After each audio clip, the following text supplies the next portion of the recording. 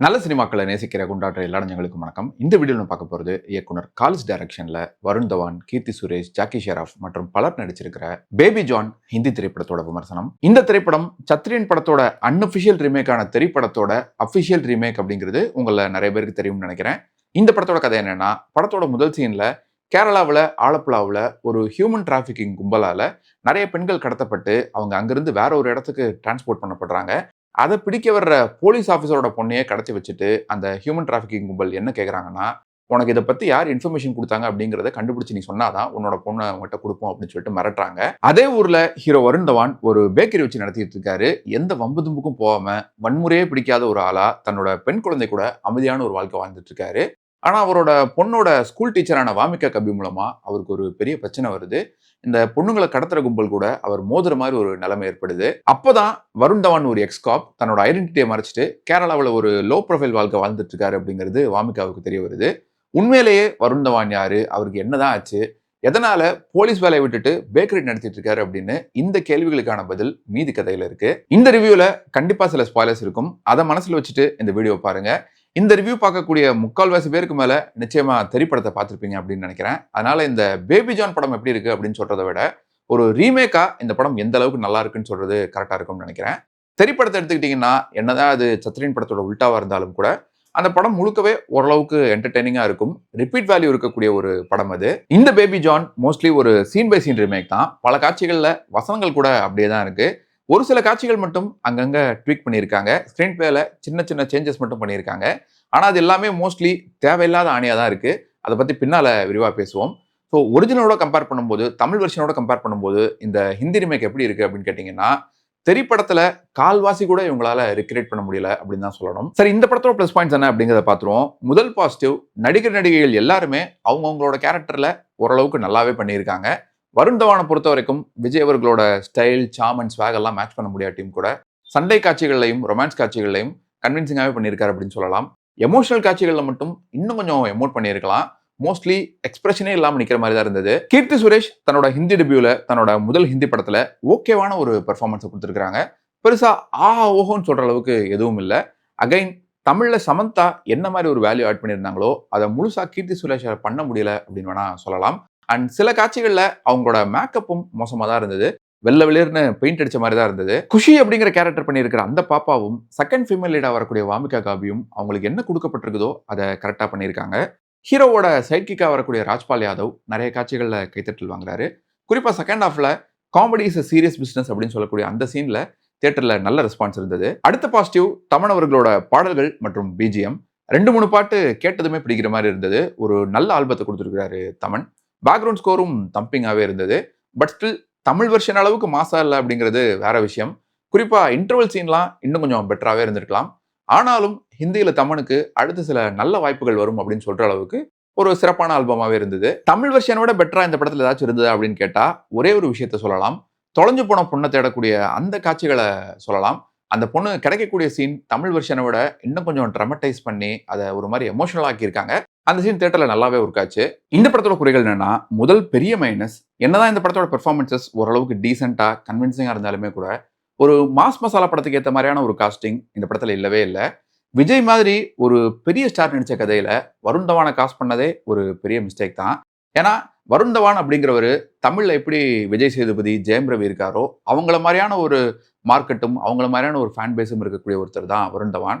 So அப்படிப்பட்ட ஒருத்தர் விஜய் மாதிரி ஒரு ஸ்டார் நடிச்ச கதையில நடிக்கிறதே எப்படி எடுபடும். இந்த கதையில சல்மான் கான், ஷாருக் இல்லாட்டி ஹிருத்திக் ரோஷன் மாதிரி யாராச்சும் ஒரு பெரிய ஸ்டார் பண்ணியிருந்தாங்கன்னா அது இன்னுமே ஏத்துக்கும்படி இருந்திருக்கும், ஜஸ்டிஃபைங்கா இருந்திருக்கும். அவங்களாம் சும்மா ஸ்கிரீன்ல நின்னாலே அது இன்னும் பயங்கர மாசா இருந்திருக்கும்.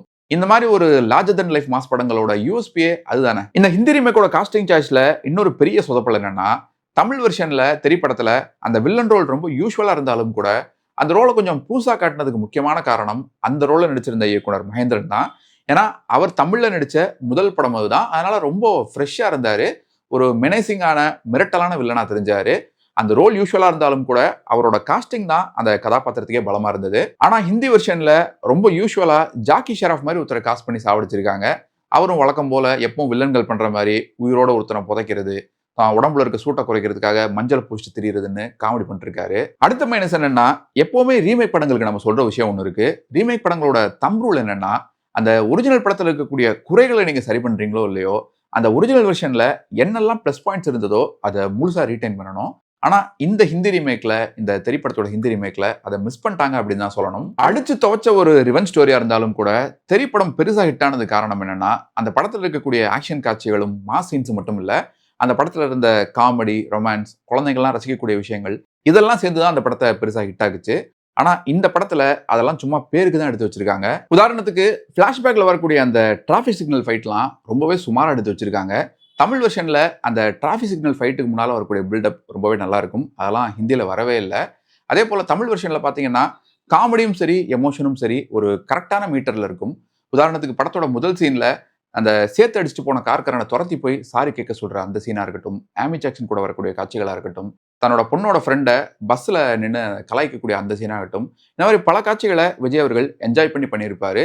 ஹிந்தியில அதெல்லாம் எதுவுமே இல்லை. அதே போல பஸ் தண்ணிக்குள்ள விழுவக்கூடிய அந்த சீன்ல எல்லாரையும் காப்பாத்திட்டு விஜய் அழுகக்கூடிய அந்த மொமெண்ட் உட்பட வேற சில எமோஷனல் காட்சிகளும் தமிழ்ல நல்லாவே ஒர்க் ஆகி இருக்கும்.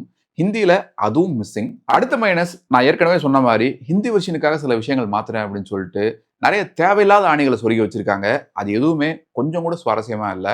உதாரணத்துக்கு தமிழ் வெர்ஷன்ல பாத்தீங்கன்னா வில்லன் ஒரு அரசியல்வாதியா இருப்பாரு, அவ்வளவுதான். ஆனா ஹிந்தியில வில்லன் வெளிநாட்டுக்கு பொண்ணுங்களை கடத்தி சப்ளை பண்ணக்கூடிய ஒருத்தரா இருக்காரு. அவரோட பையன் ஒரு மினிஸ்டர் வேற. அதுலயே அந்த பொண்ணுங்களெல்லாம் கடத்தி அடைச்சு வச்சிருக்கிற சீன்ஸ், கிளைமேக்ஸ் சீன்லாம் பாத்தீங்கன்னா இது தெரி படத்தோட ரீமேக்கா இல்ல வேதாளம் படத்தோட ரீமேக்கா அப்படின்னு கேட்கிற அளவுக்கு கன்ஃபியூஸ் ஆயிடுச்சு. அண்ட் வில்லன் சீன்ஸ் எல்லாம் வந்து மாத்திர அப்படின்னு சொல்லிட்டு ரொம்பவே சொதப்பி வச்சிருக்காங்க அப்படின்னு தான் சொல்லணும். குறிப்பா இன்டர்வலுக்கு முன்னால வில்லனோட பையனை தான் கொன்னேன் அப்படின்னு ஹீரோ கன்ஃபஸ் பண்ணக்கூடிய அந்த சீன்லாம், அது மாதிரி நிறைய காட்சிகள் தமிழ் வெர்ஷன் பார்த்தவங்களுக்கு கண்டிப்பா ரொம்ப ரொம்ப சுமாராக தான் இருக்கும். கெடுத்து வச்சிருக்காங்க. அதே போல அந்த பாலத்துக்கு கீழே பணத்தை தொங்க விடுற அந்த சீனையும் இதுல வேற மாதிரி மாத்திருக்காங்க. கொளுத்தி விடுற மாதிரி, உயிரோட கொளுத்தி விடுற மாதிரி மாத்திருக்காங்க. அதெல்லாம் ஏன் இப்படி மாத்திருக்காங்க, அதனால இவங்க பெருசா என்ன இம்ப்ரவைஸ் பண்ணிட்டாங்கன்னு தெரியல. இது போக இன்னொரு ஸ்பெஷல் ஐட்டமும் இருக்கு. ஹிந்தியில ஏமி ஜாக்சன் கேரக்டர் வெறும் ஸ்கூல் டீச்சர் மட்டும் இல்ல, அவங்க ஒரு அண்டர் கவர் காப். சரி, அப்படி அண்டர் கவர் காப்பா இருந்து அவங்க என்ன பண்றாங்கன்னு பார்த்தா அப்படிலாம் எதுவுமே பண்ணல. எக்ஸ்ட்ரா 2 வெத்து பில்டப் சீன் இருக்கு, அவ்வளவுதான். அதே போல கீர்த்தி சுரேஷோட இன்ட்ரோ சீன் உட்பட பல காட்சிகளை ரொம்ப எமோஷனலா ஆக்குறேன்னு சொல்லிட்டு கிரிஞ்சாவும் சீசியாவும் தான் மாத்தி வச்சிருக்காங்க. செத்து போனதா நினைச்ச ஹீரோ திரும்பவும் யூனிஃபார்ம் போட்டுட்டு வந்து பேய் மாதிரி பயமுறுத்தி பழிவாங்குற அந்த சீன்லாம் தமிழ்லயே மொக்கையா தான் இருக்கும். ஹிந்தியில அது இன்னும் சூற மொக்கையா இருக்கு. அதே போல ஹிந்தியில வேற சில புது சீன்ஸும் ஆட் பண்ணியிருக்காங்க. அதெல்லாம் மொக்கையா தான் இருந்தது. அதாவது 100 பேரை தாண்டி போய் வில்லன் கழுத்துல கத்தி வச்சு அவரை ஹீரோ அரெஸ்ட் பண்ற மாதிரி சீன்லாம் இருக்கு. கிளைமேக்ஸ் தான் உச்சகட்ட கொடூரம். ஹீரோவோட 6 வயசு பொண்ணையும் அந்த டீச்சரையும் வேற சில பெண்களோட சேர்த்து வெளிநாட்டுக்கு அனுப்புறதுக்காக ஒரு கண்டெய்னருக்குள்ள அடைச்சு வச்சிருக்கான் வில்லன். ஹீரோ அங்க வரும்போது இதுல ஏதோ ஒரு கண்டெய்னருக்குள்ளதான் அவன் பொண்ணு இருக்கா, முடிஞ்சா கண்டுபிடி வைப்போம் அப்படின்னு சொல்றான். இதுக்கு நடுவுல ஹீரோவோட 6 வயசு பொண்ணும் வேற சில பேரும் சேர்ந்து இடிச்சே அந்த கண்டெய்னர் உள்ள இருந்து இடிச்சு அவ்வளவு பெரிய கண்டெய்னரை கீழே தள்ளி விட்டுறாங்க. அதுக்கடுத்து வரக்கூடிய ஃபைட் சீன்ல ஹீரோ ரேண்டமா ஒரு கண்டெய்னருக்குள்ள நுழைறாரு. ஹீரோ அந்த கண்டெய்னருக்குள்ள போனதுமே வில்லன் ஆளுங்க 100 தடவைக்கு மேல சுடுறானுங்க. கண்டெய்னர் ஃபுல்லா ஓட்டையா இருக்குது. ஆனா ஒரு 2 நிமிஷம் கழிச்சு ஹீரோ உள்ள இருந்து ஒரு குதிரையில வர்றாரு. இதுக்கு பேரு மாஸ் சீனா.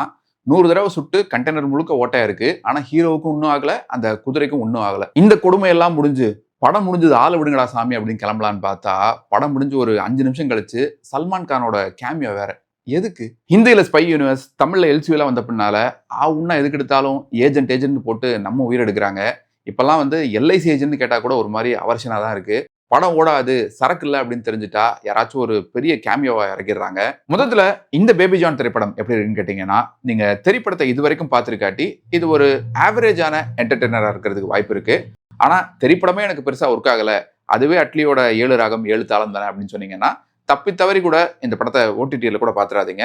ஆனா வடக்கு நண்பர்கள் இந்த படத்தை என்ஜாய் பண்றதுக்கு வாய்ப்பு இருக்கு. அவங்களுக்கு இந்த படம் ஓரளவுக்கு சாட்டிஸ்ஃபைங்கா இருக்கிறதுக்கு வாய்ப்பு இருக்கு. ஏன்னா அவங்க சத்திரியனும் பார்த்திருக்க மாட்டாங்க, தெரியும் பார்த்திருக்க மாட்டாங்க. ஆனா நிஜமாவே இயக்குனர் மணிரத்னம் அவர்களுக்கு ரொம்ப பெரிய மனசு தாங்க. ஏன்னா அவர் கதை எழுதி தயாரிச்ச சத்திரியன் படத்தை தமிழ்ல உல்டா பண்ணி அட்லி தெரி அப்படிங்கிற பேர் எடுத்தப்பவும் அவர் பெருசா கண்டுக்கல. அதே இப்போ ஹிந்தியில அட்லி ரொம்ப பெரிய பட்ஜெட்ல தயாரிக்கும் போதும் அதையும் கண்டுக்கல. உண்மையிலேயே அந்த வானத்தை போல மனம் படிச்சவர் தான். ஸோ இந்த ரிவ்யூ உங்களுக்கு பிடிச்சிருந்தா மறக்காம உங்க ஃப்ரெண்ட்ஸ் அண்ட் ஃபேமிலி கூட ஷேர் பண்ணுங்க. நீங்க ஏற்கனவே இந்த பேபி ஜான் படத்தை தியேட்டர்ல பார்த்துருந்தீங்கன்னா உங்களோட கருத்துக்களை கீழே கமெண்ட்ஸ்ல சொல்லுங்க. மீண்டும் வேற ஒரு வீடியோவில் சந்திப்போம். இன்னும் நிறைய சினிமாக்கள் பார்ப்போம், நிறைய சினிமாக்கள் பற்றி பேசுவோம். நன்றி.